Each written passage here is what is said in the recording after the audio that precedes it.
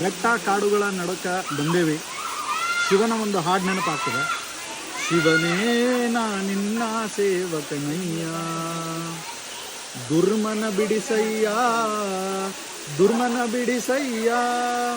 ಶಿವನಲ್ಲಿ ಕೇಳೋದೇನಪ್ಪ ಅಂತಂತಂದ್ರೆ, ಏನೇ ತೊಂದರೆಗಳು, ಏನೇ ವಿಚಾರಧಾರೆಗಳಿದ್ರೂ ಕೂಡ ಅದೆಲ್ಲವೂ ಕೂಡ ಮನಸ್ಸಿನಿಂದ ಬರುವಂಥದ್ದು. ಸೊ ಇಂತಹ ಮನಸ್ಸಿನ ದುರ್ವರ್ತನೆಯನ್ನು ದೂರ ಮಾಡು. ಅದನ್ನು ದೂರ ಮಾಡಬೇಕು ಅಂತಂದ್ರೆ ಅವನ ಸನ್ನಿಧಾನ ಎಲ್ಲಿರ್ತದೋ ಅಲ್ಲಿ ನಾವು ಹೋಗಬೇಕು. ಸೊ ಇದು ವರವಿ ಸಿದ್ದೇಶ್ವರ ದೇವಸ್ಥಾನ ಮತ್ತು ವರವಿ ಸಿದ್ದೇಶ್ವರ ಫಾಲ್ಸ್ ಅದ. ಪ್ರಕೃತಿ ಒಳಗೆ ಸ್ನಾನ ಮಾಡ್ತಿರ್ಬೇಕಾದ್ರೆ ಆ ಶಿವನಲ್ಲಿ ನಾವು ಕೇಳ್ಕೊಳ್ಬೇಕಾದದ್ದು ಏನು ಅಂತಂತಂದ್ರೆ ದುರ್ಮನವನ್ನು ಬಿಡಿಸು. ಬನ್ನಿ, ಹಾಗಿದ್ರೆ ಆ ಶಿವನ ದರ್ಶನ ಮಾಡ್ಕೊಂಡು ಬರೋಣ. ಬರ್ರಿ, ದೇವ್ರನ್ನ ನೋಡ್ತಿರ್ಬೇಕಾದ್ರೆ ಬಗ್ಗಿ ನೋಡ್ಬೇಕಂತ. ಯಾಕೆ ದೇವ್ರ ಮುಂದೆ ಬಗ್ಗಿ ಅಂದ್ರೆ ಇನ್ನು ಯಾರ ಮುಂದೆ ಬರ್ರಿ.